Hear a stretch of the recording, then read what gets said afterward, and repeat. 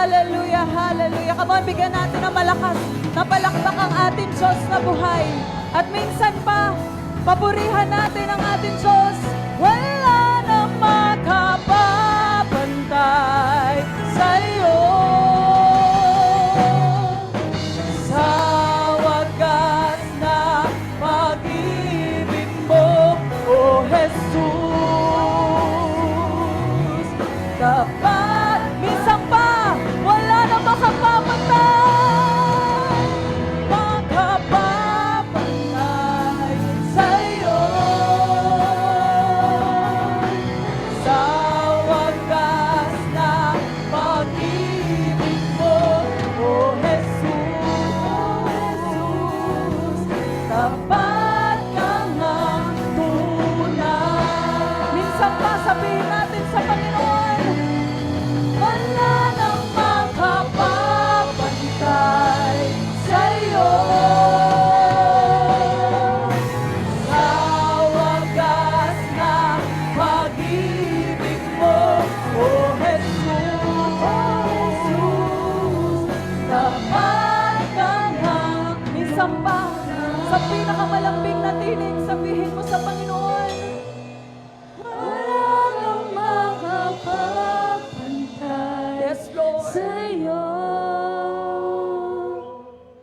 sa wagas na pag-ibig mo, O Jesus, O Jesus, tapat ka nga Minsan pa, sabihin mo sa Panginoon, walang makakapantay sa'yo, God. Wala nang makapapantay sa'yo. Sa wagas na pag-ibig mo, O Jesus, O Jesus, tapat ka nga tunay. Salamat, Panginoon. Tunay na napakabuti mo sa aming mga buhay. Panginoon, sa iyo namin ibinabalik ang pinakamataas na papuri. Ibinabalik namin sa iyo ang pinakamataas na pagsamba. At hayaan mo, O God, na siyasatin mo ang puso ng bawat isa. Lord, be with us today and be the center of our service. Thank you, Lord, sa iyo lahat ng papuri, pasasalamat, pagsamba at pagdakila. Sa dakilang pangalan ng iyong anak na si Jesus, ang lahat po ay sumigaw ng Amen! Amen! Praise God!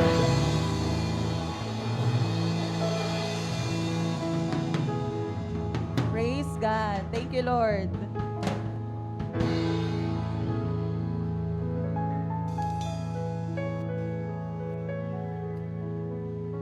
Meron pa pong upuan dito po sa sa unahan, meron pa po. Praise God. Lahat po ng kids, pwede na po tayong magpunta sa Sunday School.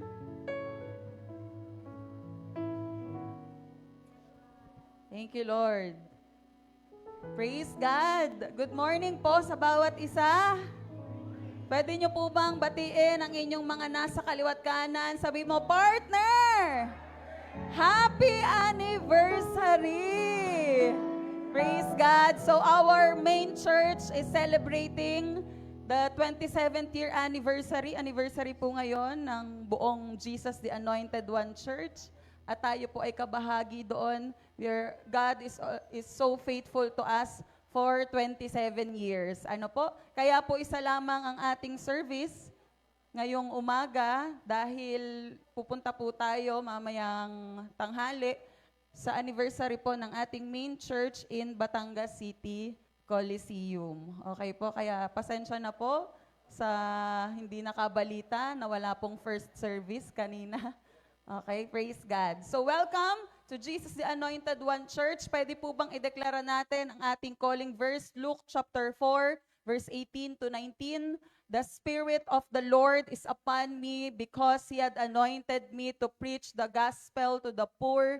He had sent me to heal the brokenhearted, to preach deliverance to the captives and recovering of sight to the blind, to set at liberty them that are bruised, and to preach the acceptable year of the Lord. Praise God. Meron din po tayong culture. Sabay-sabay po nating ideklara, I am a blessing. I am anointed. I am a deliverer. I am a good follower. I don't destroy, I build. I am not seasonal. I appreciate everyone and everything. I am part of something big. I am in partnership with Christ and I'm not extreme. Palakpakan po natin ang ating Diyos na buhay. Praise God. So in the month of December, ang atin pong main topic is all about life as an offering. Amen? Bago matapos ang taong 2025, we want our life to be an offering to our living God. Amen? So ngayon po, as we come to the end of this year, alam po natin na ang bawat isa po ay busy. Tama po ba? Sabihin mo nga sa katibang partner, alam kong busy ka ngayon. Amen? Marami po sa atin talagang busy magbalot ng regalo. Wow, praise God. Busy mag-shopping. Talagang one day millionaire ngayon ang mga tao dahil lahat ay may reregaluhan. Lahat ay may mga something. Ano? So, life has been busy for all of us. Lahat po tayo ay busy.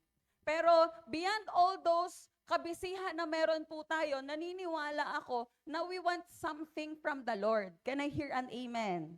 Amen? Lahat po tayo ay may kanya-kanyang panalangin. Tama po ba? We all have our own prayers. And maniniwala po ba kayo na meron pong isang tao in the Bible na may isa lang siyang ginawa pero nakuha na niya ang lahat ng bagay? Sino pong may gusto nun? Amen. We want to achieve the best. We want to achieve better or we want to achieve God's plan for us. Pero ngayong oras po na ito, ngayong umagang ito, may ipapakilala sa atin ng Diyos na isang tao sa Bible, which is isa lamang yung ginawa niya, pero ang sabi ng Panginoon, nakuha niya na ang lahat.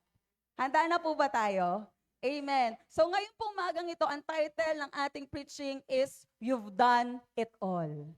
Wow. Sabihin mo sa katabi mo, partner, you've done it all. Sa kabila, nagawa mo na ang lahat. Amen? Sino dito nagawa mo na ang lahat, pero para bang kulang pa din? Wow, di ba? Parang may kulang. So, as we come to the end of 2025, alam niyo po, I pray that we will end 2025 with a life that we give as an offering to the Lord. Amen? Na ang buhay natin punong-puno ng pagpupuri para sa Panginoon. Hindi lamang dahil sa magagandang bagay na nagawa ng Panginoon in the year 2025, pero yung mga pagkakataon o sitwasyon na nalagpasan mo kasama ang Panginoon. Amen? So as we come to the end, all we need is the word worship. Sabihin nga po natin, worship. Ang worship po ay hindi natatapos lang sa simbahan. Hello. When we say worship, ito po yung, hindi ito lang yung ginagawa natin every Sunday that we sing to the Lord, we lift our hands. It's not just worship. Worship is not just what we do on Sundays. It's about who we are every single day. Amen? Sino dito yung mahilig pong magpatugtog ng worship song? Amen? Akala ko ang gusto ninyo yung Mawi, yung uso parang yun ata ang playlist ninyo eh. Tama ba? Baguhin mo na yan, kapatid. We need to make worship as our lifestyle. Amen? Kailangan maging buhay natin yung pagpupuri sa Panginoon. Yung habang nagluluto ka, talagang worship na worship ka. Amen? Yung habang naglalaba ka, hindi mo mapigilan na mag-worship sa Panginoon. Amen? Nagtatakal ka lang nung tinitinda mo na feeds, ate. Nag-worship ka. Hello? We need to make worship as our lifestyle. It is important. At sabi po sa Bible, before I introduce to you that one person na nakuha niya ang lahat ng bagay, the Bible says that life and death is in the power of our tongue. Naniniwala po ba kayo doon? Amen? Na kung anong dinideklara ng bibig mo, yun ang mangyayari sa buhay mo. So not only is it important to know what we say, it is equally important to know what we are reading in the Word of God. Hindi pwedeng basa-basa lang. Kailangan alam natin yung binubukan ng bibig natin. And because this season, It's all about Jesus Christ. He's the reason of this season. Worship is a central theme for us this Christmas and before we end 2025. Amen? Bago matapos ang taon, I pray na marunong kang magpuri sa Panginoon. Amen? Because when we worship, it reflects the love, the reverence, and the awe we have for God. Yung pag-ibig mo, yung respect na meron ka, yung kamangha-mangha na pagtingin mo sa Panginoon, it is served the way how you worship the Lord.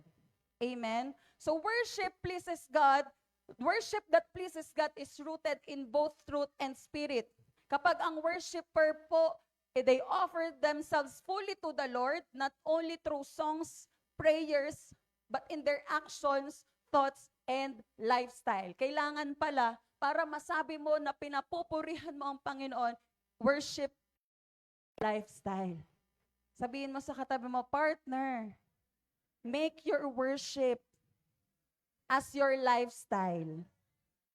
Sabihin mo sa kabila, kapatid, babantayan kita. Amen? Imbis na mawi-mawi ang sinasayaw niyan, dapat ang kinakanta niya, praise the Lord. Oh, praise God. So dapat ganyan ang buhay mo. Yung kumakanta ka ang buhay mo para sa Panginoon. Amen?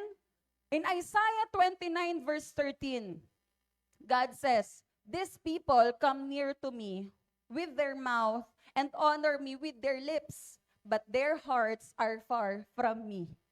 Nalulungkot ang Panginoon kapag ang alam lang natin ay kumanta, pero walang puso sa pagkanta mo.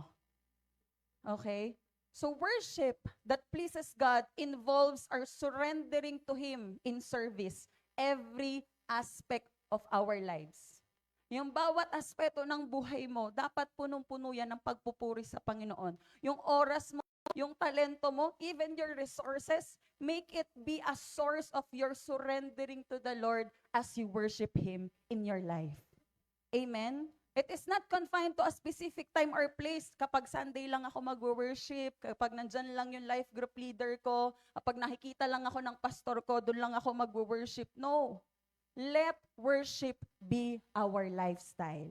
Amen? Kaya ngayong oras po na ito, let me introduce to you to a person who've done only one thing. Isang bagay lang yung ginawa nito. Despite ng napakadaming busy na tao sa paligid niya, isa lang yung ginawa niya that pleases God. Let's open our Bible in Luke chapter 10, verse 38 to 42. Basahin po natin sabay-sabay. Verse 38, 1, 2, 3, go.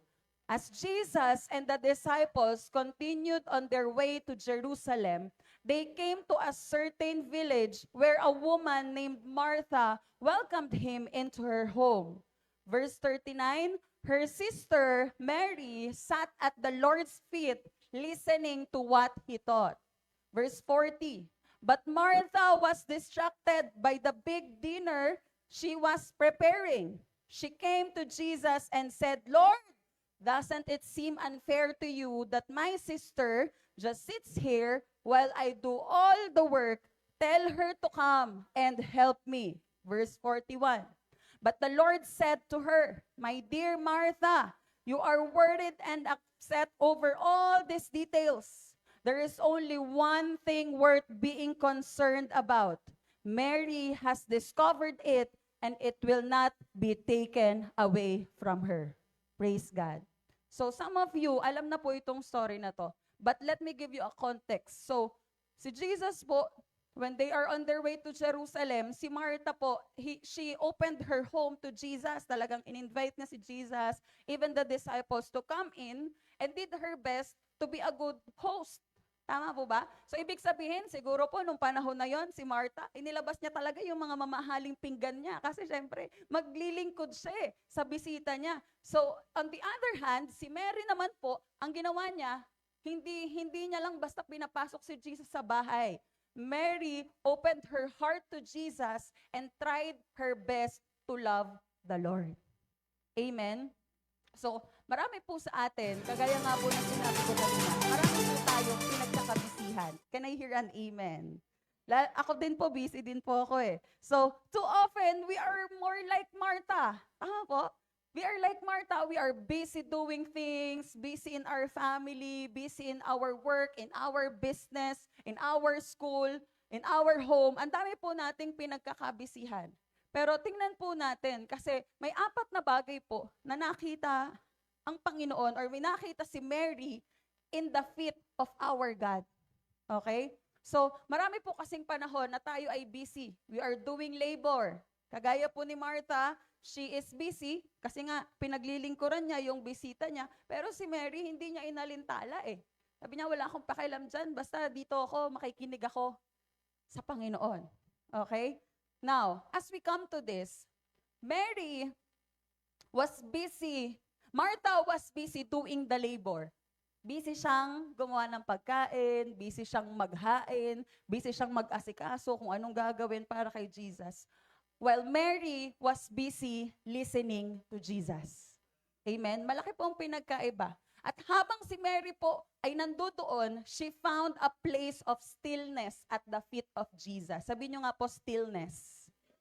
I will give you the picture. Di ba po kapag may bisita, halimbawa po yung fiesta, di ba sobrang gulo po sa loob ng bahay? Tama po, magulo. Pero beyond ng napakagulong sitwasyon o gulong kapaligiran sa buhay po ni Martha and ni Mary, si Mary po, kahit magulo, pinili niya umupo doon sa paanan ni Jesus because she found stillness in the feet of our Lord. Ibig sabihin, kahit magulo yung kapaligiran niya, sa paanan ni Jesus, nakakahanap siya ng kapanatagan. Amen? In our lives, alam ko po, marami tayong pinagkakabisihan. Marami tayong iniisip sa buhay natin. But let me tell you this, when you sit in the feet of our Lord, kapatid, you will find stillness in the feet of our God. Amen? Makakahanap ka ng kapanatagan. Makakahanap ka ng kapayapaan kapag nasa presensya ka ng Panginoon. Amen? Now, 4 things na nakita po ni Mary nung umupo po siya sa paanan ni Jesus. Letter A, Mary found a place where we can forget our cares. Kapag nasa presensya ka ng Panginoon, nasa paanan ka ng Panginoong Jesus, you are kneeling down, worshiping Him, at nasa presensya ka niya, malilimutan mo na yung mga bagay na talagang pilit mong iniintindi sa damdamin mo.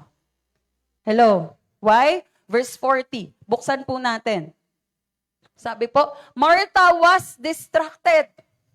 Ibig sabihin, distracted, aligagaan na siguro si Martha kasi malaking salo-salo yung pine-prepare niya eh. Tapos sabi niya kay Jesus, Jesus, hindi ba parang unfair naman? Kasi ako busy ako eh. Lingkod ako ng lingkod eh. Pero si Mary, nandyan lang, nakaupo lang sa paanan mo, nakikinig sa'yo. Parang unfair naman. Di ba dapat dalawa kami na nag-aasikaso ng mga bagay na to? Hello? Martha was comfort. Ibig sabihin si Martha talagang gusto niya lang focus siya kay Lord. Wala siyang pakialam sa mga bagay na iniisip na, baka walang makain ang mga bisita. O kaya, baka walang maibigay o mag-assist sa kanila. Wala. She forget everything she cares. Why? Doon lang siya nakatingin eh. Sa kung ano yung sasabihin ni Jesus nung nandoon siya sa lugar na yon. Hello? Mary was sitting and she was just calmly listening to the word of Jesus. Let me tell you this, church. When we come into the presence of our Lord, yung burden sa buhay mo, it became amazingly light. Ibig sabihin, nagiging magaan. Amen? When you worship, when you give your life to the Lord at nandun ka sa presensya niya, yung burden ng buhay mo, hindi mo na napapansin, ay, ito pala yung problema ko, parang wala lang sa'yo. Why? Because you are in the presence of our Lord. Amen? Kaya ang sarap sa feeling eh, na kahit matindi yung nangyayari sa buhay mo, pero dahil nasa presensya ka ng Panginoon, dahil nandun ka sa paanan ng Panginoon, everything feels light. Parang ang gaan-gaan ng buhay. Pero hindi alam ng tao, parang milyon-milyon ang utang nito, pero talagang ang gaan-gaan ng buhay. Why? Because God is with you. Amen? Kasama mo ang Panginoon. Nandun ka sa presensya ng Panginoon. Sa patindi ng nangyayari sa buhay mo, dapat sa patindi din ng paglapit mo sa Panginoon. Amen? Hindi yung nangyayari, ang tindi na nangyayari. Sige po, palakpakan natin si Lord. Come on. Hindi yung sali-salipat na nga yun nangyayari sa buhay mo, patong-patong na yung utang, patong-patong na yung problema, lalo kang lumalayo sa Panginoon. No, sa patindi ng problema, dapat sa patindi ng paglapit sa sumasagot ng problema. Amen? It would do many Christians good to learn to sit in His presence and forget about the cares of the world. Minsan, ito po ang problema sa generation natin ngayon. Sometimes, we care what other people will say about us. Ay, baka may masabi. Ay, naku, baka ma-judge ako. Ay, naku, baka ganito. Ito po yung problema sa atin eh. Pero, iba po ang ginawa ni Martha. And ni Mary. Iba ang ginawa ni Mary. No, she doesn't care. Wala siyang pakialam. Kung walang makain yung mga bisita, basta nandun siya sa presensya ng Panginoon. Hindi niya tinitingnan yung burden ng buhay niya. Nakatingin siya sa Panginoon kung ano yung sinasabi sa Kanya. Amen? Learn to love the Lord more than your worries, and you will be able to find that calm place in His blessed presence. Bago matapos ang taon na to, I know you have a problem. You have a prayer in your heart. Lahat po tayo may pag-aalala, lahat tayo may gustong mangyari. We have all our plans. But this is the key. Ito yung ginawa ni Mary. She learned to love the Lord more than her worries. Hindi niya inisip kung may maihahain sa bisita. Hindi niya naisip kung may mag-e-entertain sa bisita. Pero ang inisip lang ni Mary, Lord, mahal kita. And I want to be in your presence. Amen? That's why, as the Lord says in Philippians 4 verse 6 to 9, don't worry about anything. Instead, pray about everything. Tell God what you need and thank Him for all He has done. Kapatid, ano yung pinag-aalala mo ngayon? Sabi ni Lord in Philippians, wag mo nang pag-alalahanin yan. Panalangin mo na lang. Sabihin mo kay Lord ano yung kailangan mo at pasalamatan mo yung nagawa na para sa'yo. Amen? In verse 7, ano mangyayari? You will experience God's peace, which exceeds anything we can understand.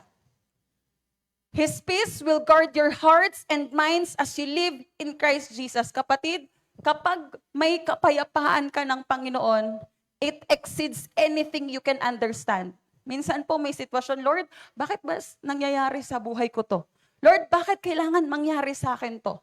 And when you come to the Lord, you worship the Lord, you pray to the Lord, nandun ka sa presence ng Panginoon, doon mo may experience yung kapayapaan ng Panginoon. Amen? And you will not understand bakit nangyayari, pero maramdaman mo lang yung kapayapaan mula sa Panginoon, hindi mo na kailangang maunawaan dahil kasama mo ang Panginoon. Amen? This is how we should live our life. Ganito po ang buhay natin. In verse 8, now, brothers and sisters, one final thing. May bilin po sa atin. One final thing. Fix your thoughts on what is true and honorable and right and pure and lovely and admirable. Think about things that are excellent and worthy of praise. Bago matapos po ang 2025, I want you to think about those things na ginawa sa'yo ng Panginoon na mabuti. Na ginawa sa'yo ni Lord na, Lord, salamat na pagtagumpayan ko to. Why? Because it is worthy to be praised. Amen? May nabayaran kang utang, praise God, it is worthy to be praised. Amen? Yung kapatid mo na parang walang pag-asa makakilala sa Panginoon, come on, praise the Lord because it is worthy to be praised. Naging mabuti ang Diyos. Amen? Ito, ganito dapat natin tapusin ng taon ng 2025. Think about those things that are worthy to be praised. Amen? Hindi yung, ano ba yan, Lord, matatapos na yung 2025. Di pa rin talaga. Wala pa rin nangyari sa buhay ko. No. Let us end 2025 na yung pag-iisip natin, it is pure, honorable, and admirable sa kung ano yung magagandang bagay na pinagtagumpayan mo kasama ang Panginoon. Amen? Verse 9, keep putting into practice all you learn and receive from me. Everything you heard from me and saw me doing, then the God of peace will be with you. Amen? Number 2 po, Mary found a place where we can feed our souls. Una po, nakakita siya ng lugar kung saan kinalimutan niya yung mga bagay na talagang iniintindi niya sa isipan niya. Pangalawa, nakahanap siya ng lugar kung saan her spiritual life is feeding. Ano po ibig sabihin nun? Verse 39. Her sister, Mary, sat at the Lord's feet listening to what he taught. Si Mary po, nakaluhod lang siya sa paanan ni Jesus at nakikinig kung ano yung sasabihin sa kanya. Si Martha po, busy siyang mag-ayos ng kakainin. Martha was worried over physical nourishment, kung ano yung kakainin ng katawan. Pero si Mary, she was more concerned with getting her soul fed. Gusto niyang mapakain yung spiritual life niya. Why? Because in the presence of our God, we will find food for our souls and strength for our journey. Amen? It is no wonder. Why? Marami po sa ating mga Kristiyano na nakakilala sa Panginoon, sometimes we are weak. Nangihina tayo, Pastora, parang di ko na kaya, tapusin ko na yung buhay ko. Pastora, parang ito na lang ako, ito na lang talaga yung nangyayari sa buhay ko. We lack in spiritual vitality. Ibig sabihin, nangihina na yung soul mo, nangihina na yung kaluluwa mo. Why? In your outside, you are going to church, you are worshiping, pero in your inside, wala ka nang napapakain sa spiritual life mo. Wala ka nang nababasa na verse ng Panginoon, na salita ng Panginoon. You are dry. Kaya pala, si Mary, nung lumuhod siya, nakakita siya ng pagkain ng spiritual niya. We must have soul food. Sabihin nga po natin, soul food. Or we will dry up. Kapatid, magdadry ka. Ibig sabihin, parang manghihina ka, manlalamig ka sa salita ng Diyos. Parang wala nang magiging dating sa iyo yung salita ni Lord. Kapag hindi mo pinapakain araw-araw ang spiritual na buhay mo. Andyan po ba kayo? Amen? In 1 Peter 2 verse 2, like newborn babies, you must crave pure spiritual milk so that you will grow into a full experience of salvation. Cry out for this nourishment. Ano po sinasabi ni Peter dyan?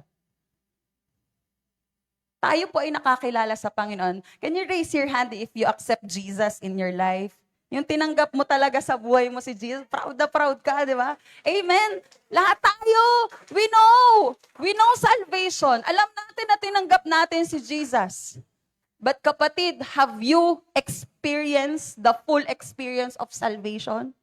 Talaga bang todo-todo na yan? Full experience na ba yan? You will experience the full experience kapag araw-araw nagkikrave ka ng salita ng Diyos. Araw-araw gusto mong makinig ng papuri sa Panginoon. Gusto mong, yung kaluluwa mo, parang gusto mo laging nakakapakinig ng mga pangako ng Panginoon. Amen? Why? Dahil kapag may pangako ka ng Panginoon, in every battle of your life, you are experiencing the full experience of salvation. Na kahit ano mang maging bato sa'yo ng kaaway, ano mang maging bato sa'yong problema, hindi ka na natitinag kasi may full experience ka na ng salvation ng Panginoon. Amen? Kaya kapatid, in your everyday life, kailangan ng devotion Kailangan mong magbasa ng word. Kailangan mong makinig ng worship. Why? It feeds our soul. Amen? Kung araw-araw ang pinapakinggan mo, yung kasi tumutugtog sa TikTok ko, yung mawi-mawi. Mawi. Uso po yun, di ba? Pag yun ang yun, so everyday, gumigiling-giling ka na dyan. Hello?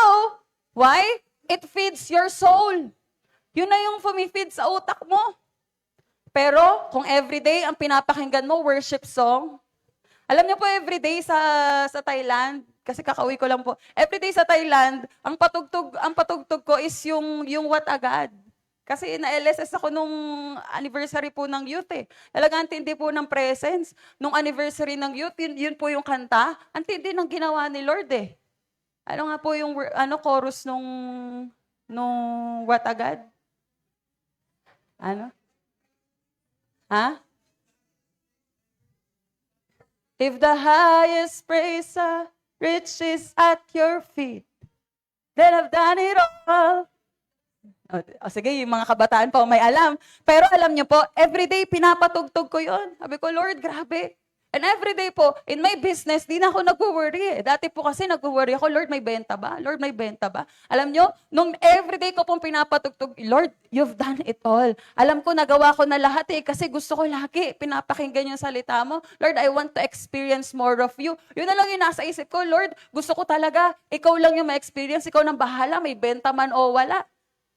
Pero alam niyo po, ang galing ng Panginoon, as I end, yun pong aking business kahapon, namomroblema po ako kung saan ko po ilalagay lahat ng mga umorder sa biyaya po ng Panginoon. Amen? Sige po, palakpakan natin si Lord. Kapatid, you need to fill your spirit. Punuin mo yung soul mo, pakainin mo ng pakainin yung spiritual life mo. Why?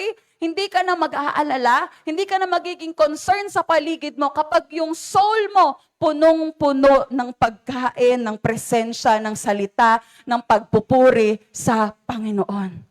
Amen? You will not worry when you are in the presence of God. Kapag pinapurihan mo ang Diyos, siguraduhin mo nang inio-offer mo sa Kanya ay ang worship na namimiss mo. Bakit po? Dahil kapag namimiss mo, babalik-balikan mo until it became your lifestyle. Tama po ba? Kapag may namimiss kang pagkain, talagang, alam mo, crave na crave ako dyan, namiss ko talaga yan. Babalikan mo, tama po ba? Amen? So when you give your worship to the Lord, talagang ibigay mo yung pinaka-the best. Na Lord, grabe, namiss ko yung worship na yun, gusto ko ulit gawin. Amen? Why? Because we must surrender all the keys to our lock rooms and give God all areas of our lives. Kaya magtatanong ka, Lord, bakit kaya hindi nagtatagumpay itong aspeto ng buhay ko? Kapatid, baka nakakandado pa yan, hindi mo pa fully na sinusurrender sa Panginoon. Amen? Give or surrender your locked rooms in your life. So kung yung may aspeto pa ng buhay mo na hindi mo pa nabibigay sa Panginoon, kapatid, give it to the Lord. Because God recognizes your worship when you give without any reservations. Amen? God recognizes your worship. Yung kapag nagtataas ka ng kamay, talagang taas ng kamay. Hello? Yung kapag nag-worship ka, Lord, parang gusto mo nang sumama. Hello? This is how we worship. True Christians, this is how we worship. Yung gusto mong ma-feed ka ng Panginoon, this is how we worship. Yung pag nagtaas ka ng kamay, hindi ka hiyang-hiya kasi alam mo yung pinapapurihan mo ay ang ating Diyos na buhay. Amen? As we end 2025, my encouragement is this, mga kapatid. Yung pagpupuris mo sa Panginoon, i-level up mo. Amen? The way you sing your song to the Lord, nasa tono ka man o wala, kapatid, i-level up mo, ibigay mo sa Panginoon. Amen? Number 3 po, Mary found a place where we can focus our priorities. Una po, nakahanap siya ng lugar na hindi niya kailangang pakilman lahat ng bagay. Letter B po, nakahanap siya ng lugar kung saan may mapapakain siya sa spiritual na buhay niya. Pangatlo, nakahanap po si Mary kung saan makikita niya kung ano yung priority niya. Verse 39, doon pa rin po tayo. Si Mary, she sat at the Lord's feet, listening to what He taught. Grabe po yung ginawa ni Mary, no? Umupo lang siya sa paanan ni Jesus nung dumating. At nakikinig lang siya. Looking into this scene, si Martha po, we can tell na ang magkapatid na ito, magkaiba po ang priority nila sa buhay. Martha was concerned in preparing the meal at ang paglingkuran ang mga tao. Habang si Mary, she was more concerned in being in the presence of our God. We need to level up our spiritual life, mga kapatid. We need to level up our spirituality. And why? Because we can be able to achieve the life that we are praying for when we are willing to spend in the presence of our God. If everything our lives takes precedence over being with the Lord, then we are in the danger of our heart can experience. Minsan yung pagiging busy natin in the ministry, meron po kasi busy lang sa ministry pero patay yung spiritual life.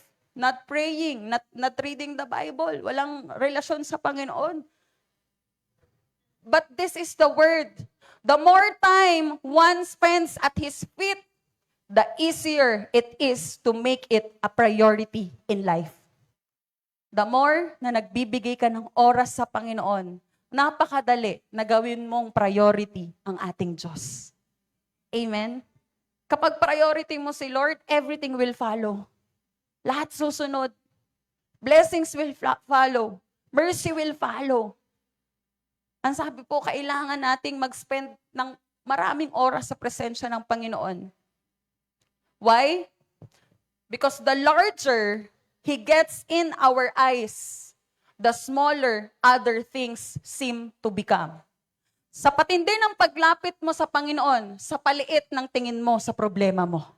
Amen? Why? Lumalapit ka sa problem solver eh. Lumalaki na lumalaki yung tingin mo kay Lord. Lumiliit yung tingin mo sa mga problema mo sa buhay mo. Amen? That's why ask yourself this question. Is sitting at Jesus' feet a priority in your life? Hello? Yung pag-upo mo ba sa presensya ng Panginoon, is it a priority in your life? We need to seek this place of stillness before the Lord. Kaya ngayon po, before we end 2025, I pray that we set our priority na unahin natin palagi ang Panginoon. Amen? Last but not the least, matapos na po ako. Mary found a place, ito po ang pinakamaganda, where we can find ourselves. Si Mary po, nung lumuhod siya sa paanan ni Jesus, nahanap niya ang sarili niya. Wow. Alala ko po noon, may mga ibang youth nagpapaalam, Pastora, di mo na po ako attend, hanapin ko muna po sarili ko. San kaya? Pastora, hindi mo na po ako attend, ayusin ko po muna ang sarili ko. Verse 41 to 42. Napakaganda po. Tingin po kayo sa ating verse. But the Lord said to her, My dear Martha, you are worried and upset over all these details. Pinapagalitan naman si Martha. Sabi niya, Martha, bakit ka ba masyadong aligaga sa mga ipe-prepare mo? Sabi ni Jesus, verse 42, there's only one thing worth being concerned about. And Mary has discovered it, and it will not be taken away from her. Church, nung binabasa ko to, sabi ko, nga no, tama. Minsan, we are busy doing things. Ang dami po nating pinagkakabisihan sa buhay. Lahat po tayo busy. Alam ko po yan, lahat tayo busy. Pero, as the Lord says in verse 42, there's only one thing worth being concerned about. Ano po yun? Pwedeng balikan po natin yung verse 39. Flash nga po natin, verse 39. Sabi po, Mary sat at the Lord's feet listening to what He taught.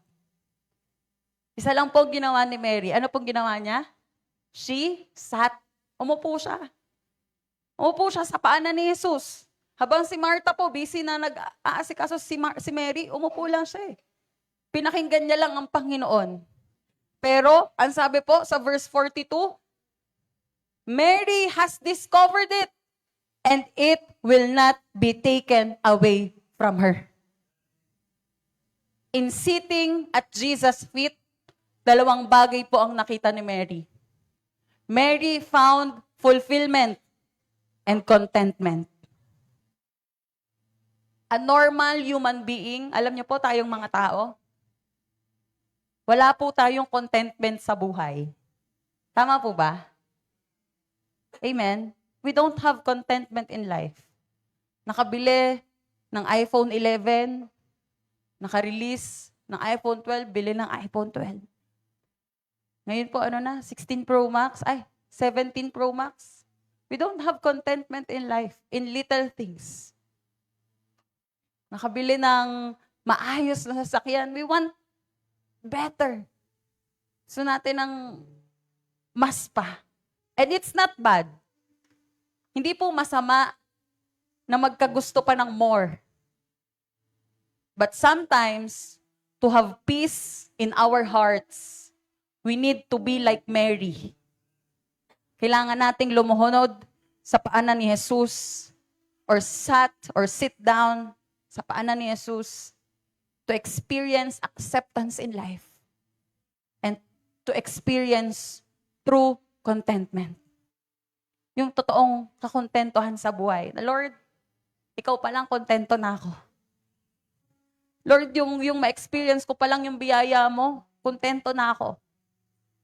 And once we experience that, alam mo kapatid, everything will follow. Lahat yan susunod na lang. Yung blessing na pinapanalangin mo, it will follow. Dahil you have the true contentment in your heart. Another thing, the revelation of the Lord is this. What Mary found at His feet was worth more than all the money in the world can buy. Yung acceptance na natagpuan po ni Mary, yung true contentment, kahit ilang bilyong pera pa po yan, wala tayong mabibili niya. Pero, when you go to the feet of Jesus, be in His presence, and found the true contentment in life, na Lord, salamat kasi mabuti ka sa buhay ko. Lord, salamat, even though ang daming problema, pero mabuti ka sa buhay ko. No money in the world can buy that peace and contentment you experience in your life. Amen? Ang dami mong problema. Alam ko po madami tayong problema. We have many things na kailangan asikasuhin. But can there be just one moment that you will sit in front of Jesus and be in His presence, sabihin mo, Lord, I'm all yours. I want to experience you. Hindi ko napapakialaman kung may ihahain ako sa mga bisita ko. Hindi ko papakialaman kung may ireregalo ba ako. I want to be in your presence, Lord. Amen? Walang kahit anong perang makakabili. Naalala ko po pag nataan po tayo dyan sa dry market, di ba po hilig tanong ng mga tao, Miss, anong hanap? Miss, anong hanap? Meron ka nito. Gusto mo? Meron kami dito. And minsan po, inside joke ko lang to. Minsan pag sinasabi nila, Miss, anong hanap? Inside joke ko po to nung bata ko. Kapayapaan, meron ka? Hello? You can't buy that peace that comes from the Lord.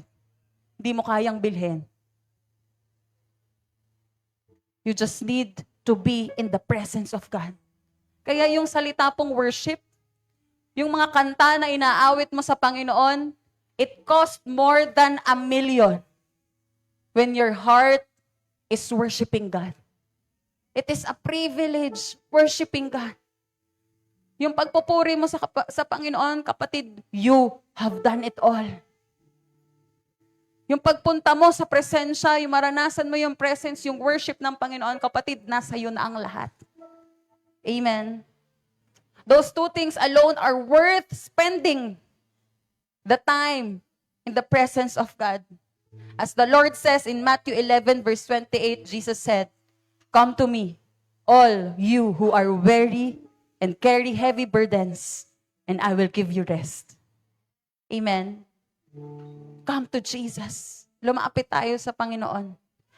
At piliin natin laging manatili sa Panginoon. Alam niyo po, itong generation na to, sobrang uso po yung anxiety, depression. Even, pwede po silang i-declare ng mga doktor na hindi sila pwedeng pahirapan because they have anxiety, they have depression. But if you value the time spending in the feet of Jesus, marami po siguro na mga doktor, psychiatry, psychologists would have go out of business because God is already fixing your mind. Amen. Palakpakan po natin ang Panginoon. God has promised us.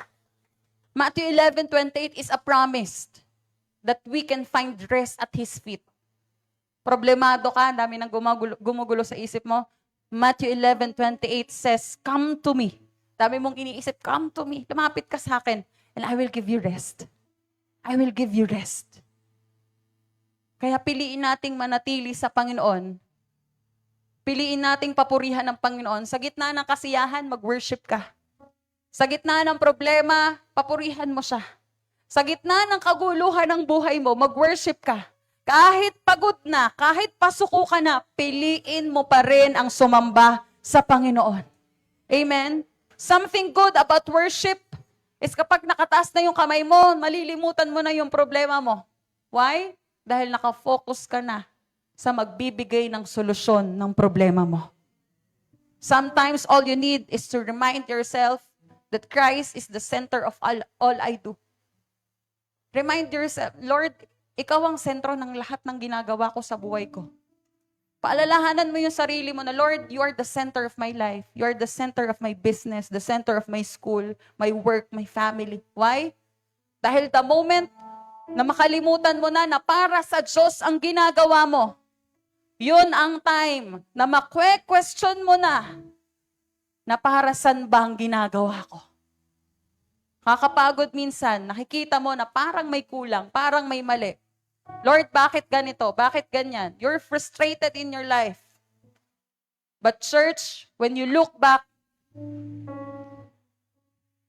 at hinayaan mo na si Lord ang naging center, when you look back, Lord, buti na lang, ikaw ang naging sentro ng buhay ko. Lord, buti na lang nag-yes ako sa iyo. Lord, buti na lang yung buhay ko, I worship you, I give my life to you. Why? Because when you know your identity in Christ, alam mo yung katayuan mo sa Panginoon. Kapatid, you are a child of God, anak ka ng Diyos. Hindi ka alipin, hindi ka trabahador, anak ka ng Diyos. You have the DNA of Christ. Kaya hindi mahirap ang sumamba sa Panginoon dahil alam mong anak ka niya. Amen? When you understand who you are and who He is, iba sumamba ang taong naintindihan kung sino siya at kung sino ang ating Panginoon. As the Lord says, John 14:16, you did not choose me, but I chose you and appointed you so that you might go and bear fruit. Fruit that will last. And so that whatever you ask in my name, the Father will give you. Amen. Tatayo po tayong lahat. As we stand up, I want our hearts to be set in worship. Kapatid, hindi ikaw ang pumili sa Panginoon. You are handpicked by the Lord. You are chosen by God. You are appointed by God. Pinili ka ni Lord. Hindi ikaw ang pumili kay Lord. God chose you to go and bear fruit. Our lives is a reflection of God's goodness. Kapag nakakita ka ng ibang tao, hayaan mo na ganito ang sabihin nila sa'yo. Grabe kapatid, ang tibay mo. Grabe na yung pinagdaanan mo. Pero nagpupuri ka pa rin sa Panginoon. Hayaan mong ganito ang sabihin nila. Ang tindi ng tao na to. Nananatili at pinipili pa rin sumamba sa gitna ng pinagdadaanan niya. We all to live out who God is in our lives. Before we end 2025, hayaan mo na palaging makita kung sino si Jesus sa buhay mo. Live out who Jesus is in your life. Ipakita mo kung gaano naging mabuti si Lord sa buhay mo. Wala tayo may pagmamayabang. Lahat tayo nakatayo sa habag at grasya ng Panginoon. Everyone fails. Everyone fails. Lahat po tayo nagkakamali. Even me, I fail too. But thank you, Lord, because of His grace, because of His goodness, binabago, pinapaunlad, at pinapasagana tayo ng ating Panginoon. Amen. Church, bago natin tapusin ang 2025, let us be a testimony of worship. Hayaan mo na ang buong buhay mo ay patuloy na nagpupuri lang sa Panginoon. Na kapag ikaw ay pumupunta kahit saan, speak life. Your life is your platform of worship. Your life is a testimony of worship. Na kahit saan ka magpunta, the glory and light of the Lord will be seen in you. Makikita sa'yo ang kabutihan ng Panginoon. And as I end this, Luke 10 verse 39 and 42. Anong sikreto?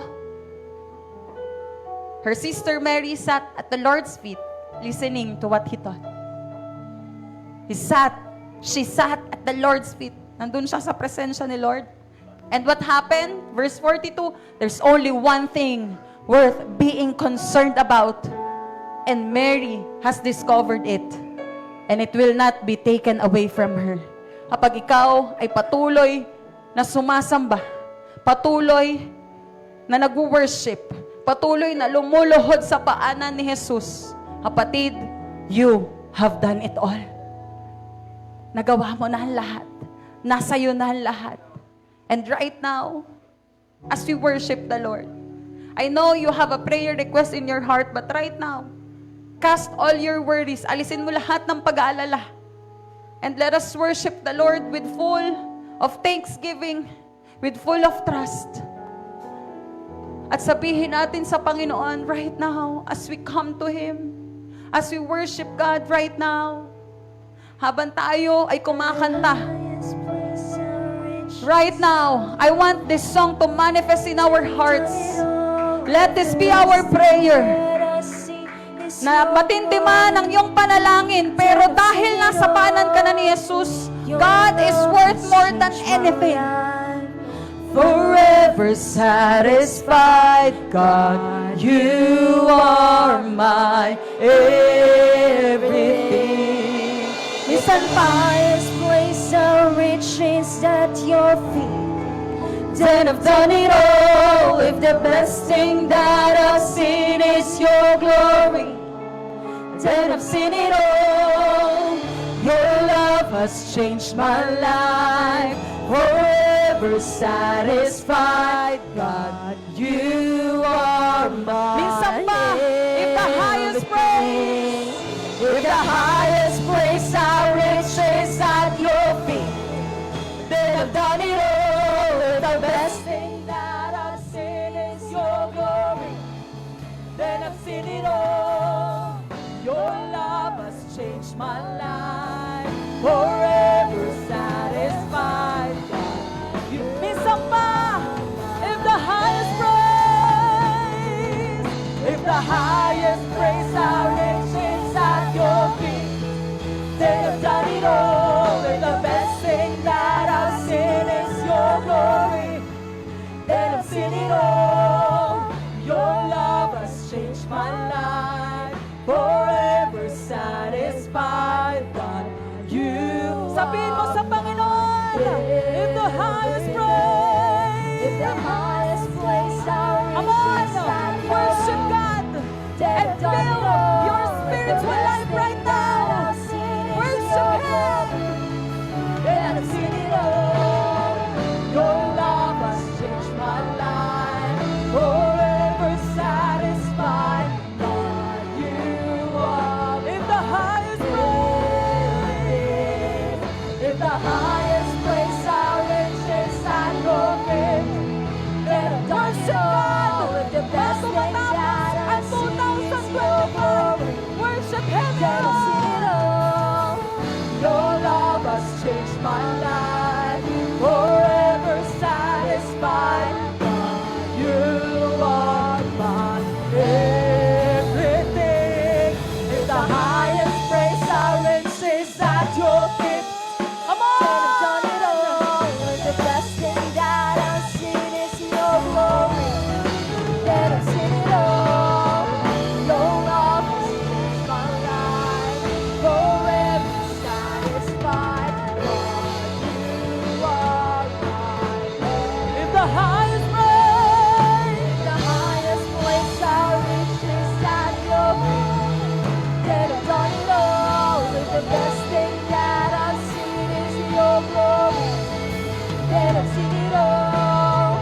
your love has changed my life. Worship.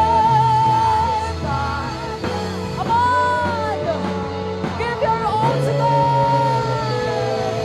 If the highest place our riches at your feet, then I've done it all. Shout to God. The best thing that I've seen is your glory. Then I've seen it all. Your love has changed my life. Forever satisfied. God, you are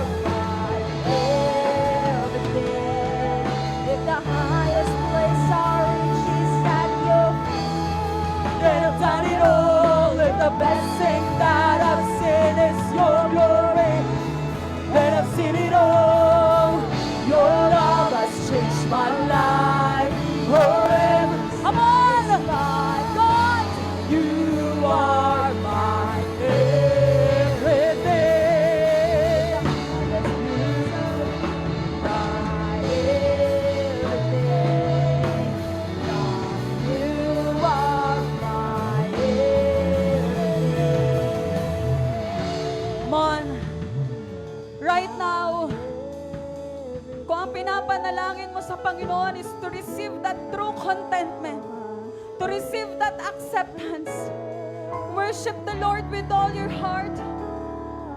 Dahil wala kang ibang kailangan gawin. It's just to be in the presence of God. Dahil kapag nasa presensya ka na ng Panginoon, church, you have done it all. You have done it all. Right now, as we sing this song, as you close your eyes and sing to God with full of love, full of reverence sa Panginoon, Lord, come on, sing this song to God. With the highest praise our riches at your dead have done it all. If the best thing that I've seen is your glory, dead have seen it all. Your love has changed my life, forever satisfied. God, you are Minsan pa, my say it to the Lord. If the highest place Yung puno ng our pag-ibig. riches at your feet, then I've You have done it all, kapatid. With the best thing that Wala kang I've ibang seen kailangan is gawin, your glory. kundi papurihan Then ang I've Diyos. seen it all. Your love has changed my life, forever satisfied. God, you are Minsan pa, come on. If the highest praise, If the highest place our riches Oh, yes, at Lord. your feet, then I've done it all. If the best thing that I've seen is your glory, then I've seen it all. Your love has changed my life, forever satisfied. God, you are Come on, my minsan pa. everything. If the highest praise our riches at your feet, then I've done it all. If the best thing that I've seen is your glory, then I've seen it all. Your love has changed my life, forever satisfied. God, you are God, you are my everything. everything. God, you are my everything. God, you are my everything. Lord Jesus, as we come unto you, as we sat or sit in your feet, O God, hayaan mo na iparamdam mo sa bawat isa ang true acceptance, the true contentment, O God, that in your presence, we have this peace that is more valuable than any money.